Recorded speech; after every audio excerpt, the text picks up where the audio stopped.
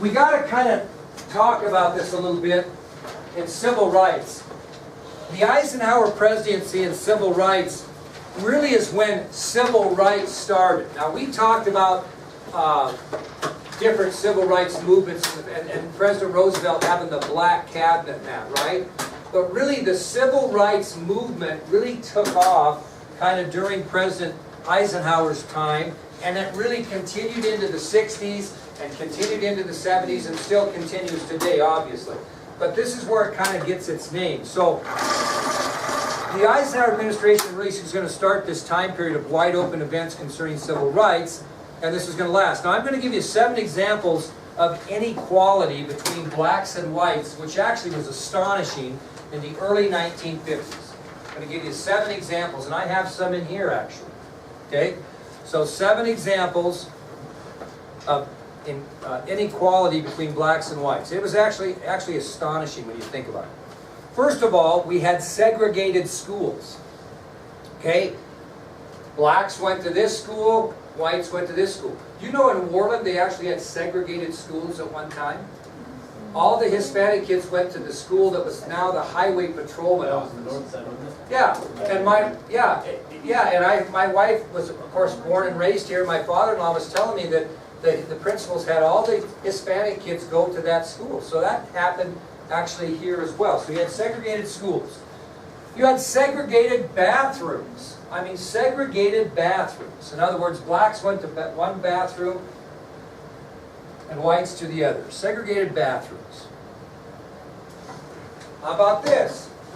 Segregated drinking fountains. Here is a original sign from Montgomery, Alabama, 14th of July, 1931. This is absolutely original.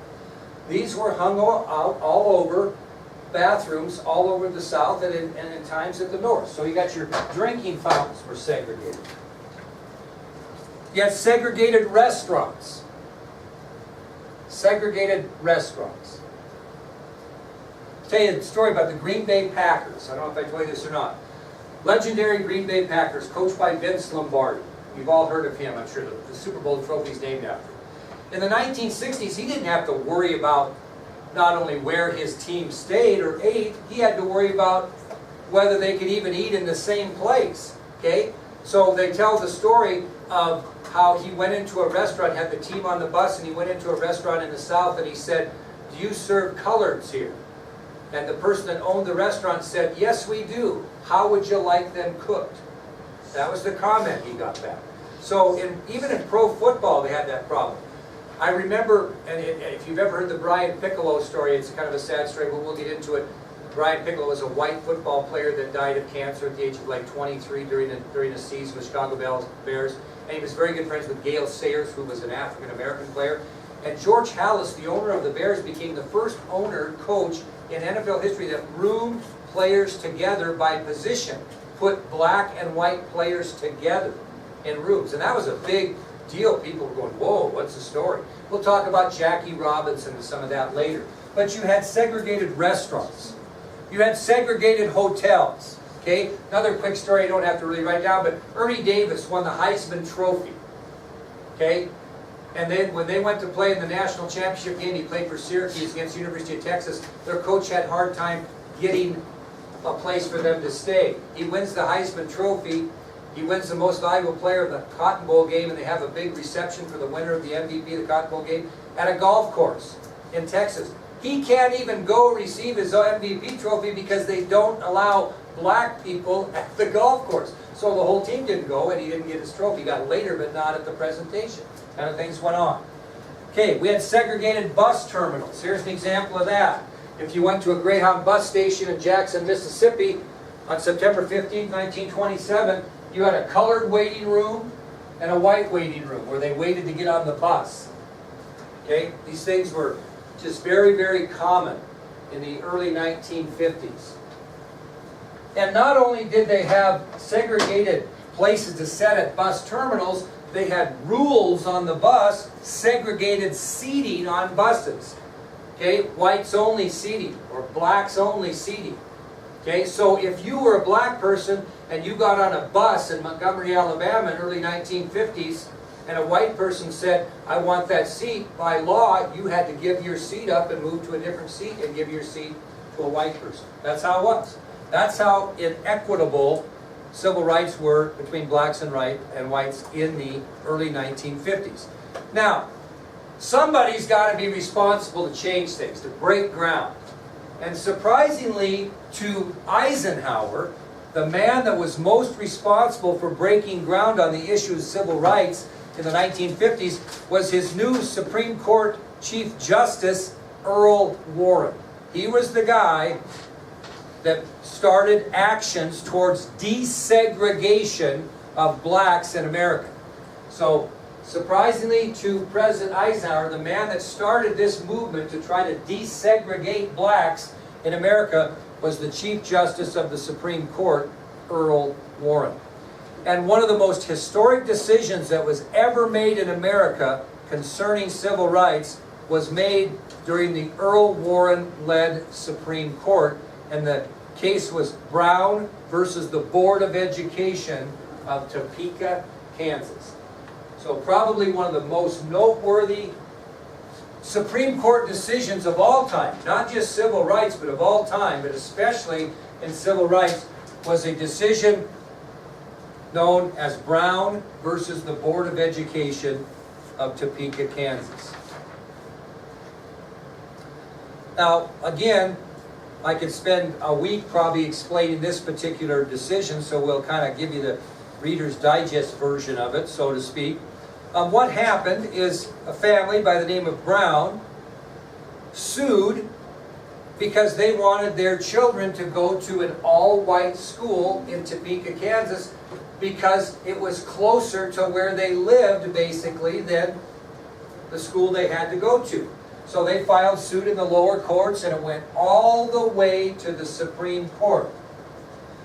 So the Supreme Court's going to decide whether they're going to desegregate schools. If it went all the way to the Supreme Court, Bailey, what happened at all the local courts? They denied it, right? They denied it. So it went all the way to the Supreme Court, okay? Well, guess who the lead lawyer was for the Brown family, so to speak? Yeah, anybody want to guess? You've heard of him for sure. Very famous African-American man that served on one of the highest courts in the land. He did serve in the highest court in the land. Who was he?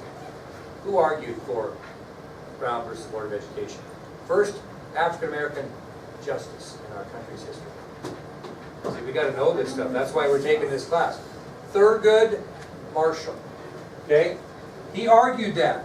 And when he got done, the Supreme Court rocked the nation as they ruled that segregation in public schools was unconstitutional. So again, one of the most historic decisions made in America was made during the Earl Warren-led Supreme Court. This decision came from the suit that became known in American history as Brown versus the Board of Education of Topeka, Kansas. And that Supreme Court decision rocked the nation as the Supreme Court ruled that segregation in public schools was unconstitutional. So basically, all students, black or white, could be and should be schooled together, not separate due to race. Now, most of the states in the Union made reasonable efforts to comply with this new ruling. However, there was an area of the United States that resisted this for many years during the 50s, which led to a tremendous amount of upheaval that we'll talk about in the 1960s. Okay, what area of the country said, nah, we're not doing it? It's the Deep South. So very, very true. So most of the states made reasonable efforts to comply with this new ruling. However, the Deep South would resist for years and would lead to much upheaval in the 1960s. Okay?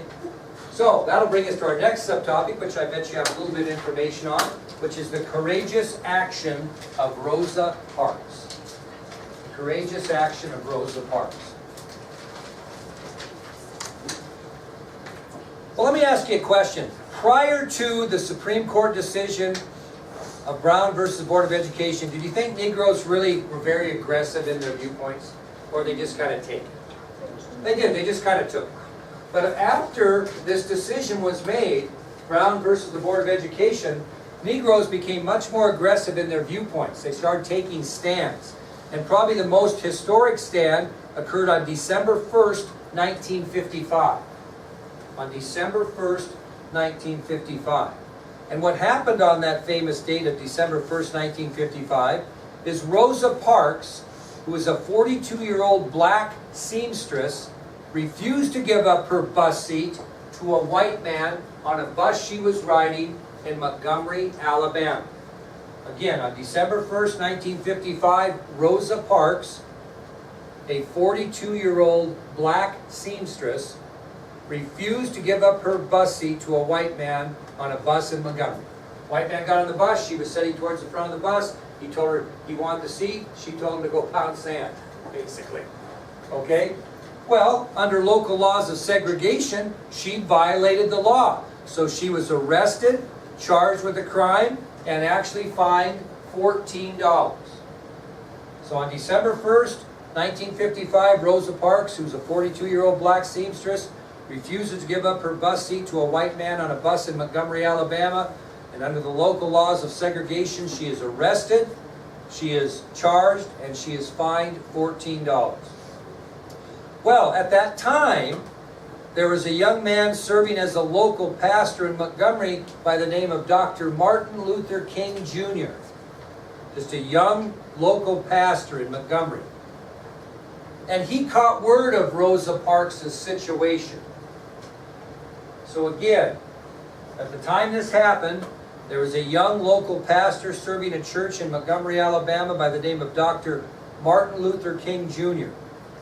And he found out about this situation with Rosa Parks. And as a protest to the way she was treated, he led black citizens of Montgomery on a bus boycott that lasted almost 13 months, over a year. So as a protest to Parks' treatment, Dr. King led black citizens of Montgomery on a bus boycott that lasted almost 13 months. Now you guys are smart enough because you're old to know that a boycott means that no black people ever got on the buses. Well, that seems like, well, that's okay, I don't need those black people on the buses. Well, actually, there was a lot of black people that rode the buses, and what did they do when they got on the buses? They paid to get in, they paid to ride. And so, finally, something happened. But in the meantime, on December 13th, 1956, the Supreme Court threw another ruling out there that kind of shocked the Union, especially Alabama.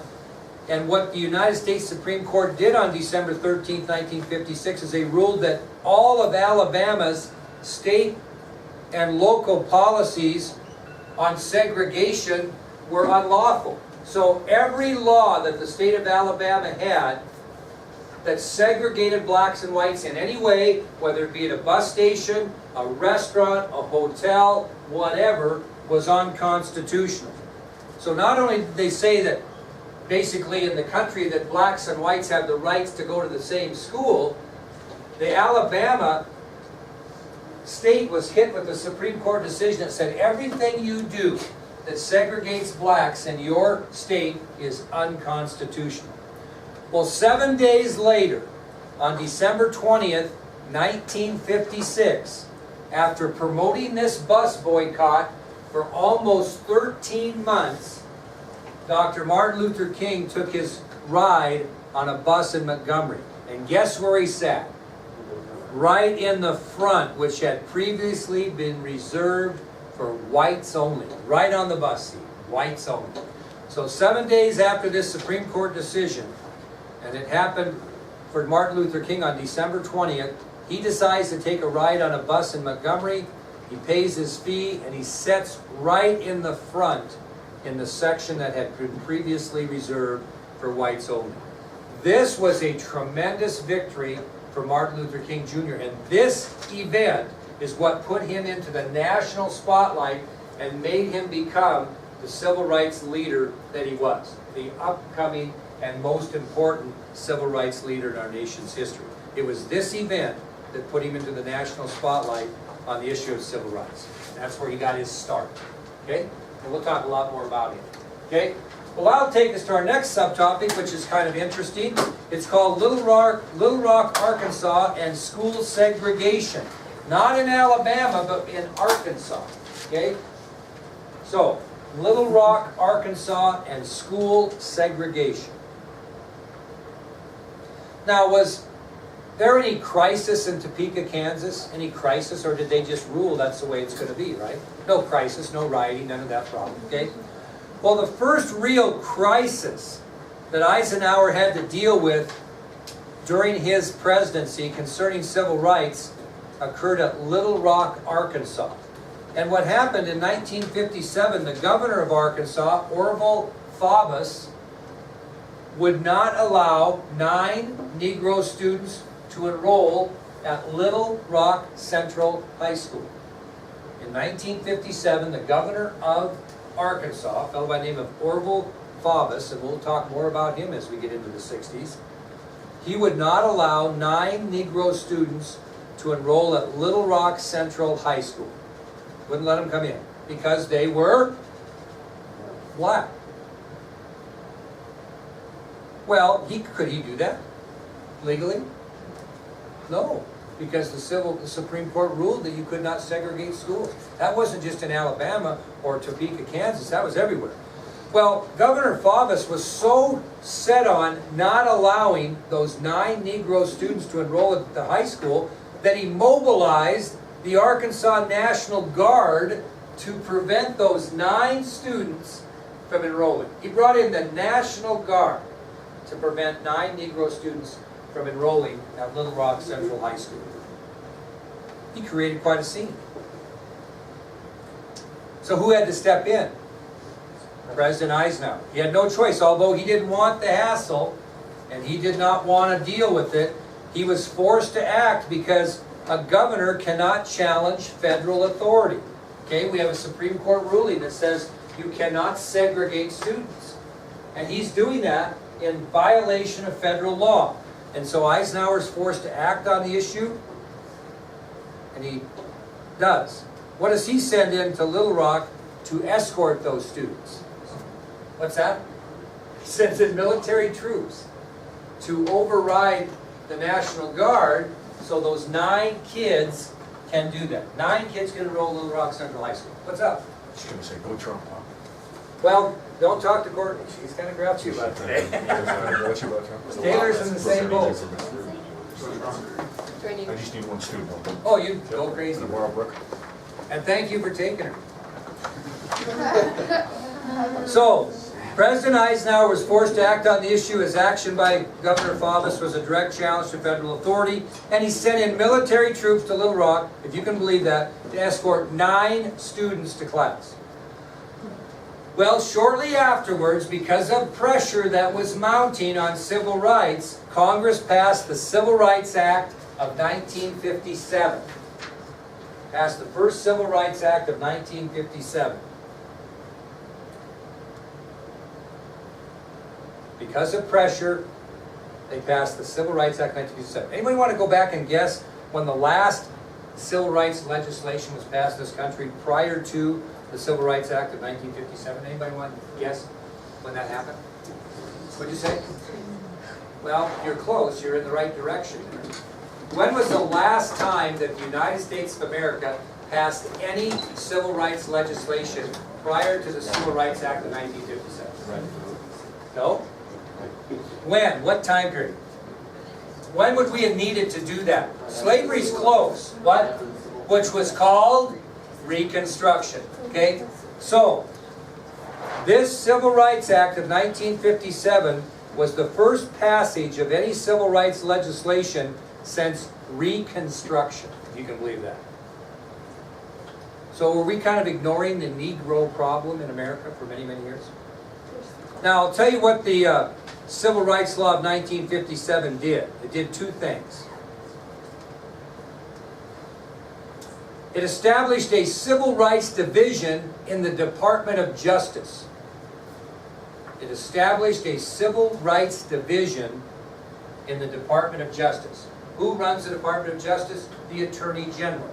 Okay? So what they're doing by the Civil Rights Act of 1957 is they're putting a civil rights division. They're making their own division within the Justice Department And in order to do that, or the reason you do that, is if you put a civil rights division in the Justice Department, it's going to empower the federal officials there to prosecute people that deny another citizen's rights. Okay? And especially the right to vote. Could black men vote at the time in 1957? Could black women vote in 1957? 57? Sure they could. But they didn't. Why? Why did they go vote? People were beating the hell out of them for doing it. They really were. We'll talk about that. So when they put the Civil Rights Division into the Justice Department, it empowered federal officials to prosecute people that conspired to deny or deny any other citizen's rights, including the right to vote. That's one thing it did. The second thing the Civil Rights Act of 1957 did is it created the Civil Rights Commission. The Civil Rights Commission. And that was a six-member committee that was charged with investigating any allegations of voter infringement. What's that mean? Voter infringement. If Milo is African American and he goes to vote, somebody beats the hell out of him, that's a violation of his, infringes his right to vote, and they were to investigate that. So let's kind of make sure we understand this. The Civil Rights Act of 1957, which was the first major piece of civil rights legislation since Reconstruction, did two things. It established a civil rights division within the Justice Department, which empowered federal officials to prosecute any individuals that conspired or denied any other citizen's rights, especially that to vote. Second thing it did is it created a six-member Civil Rights Commission or committee that was charged with investigating any allegations of voter infringement. So if somebody was forcefully not allowed to vote or intimidated to not allowed to vote, and that was brought before them, they were to investigate that. Now, President Eisenhower, frankly,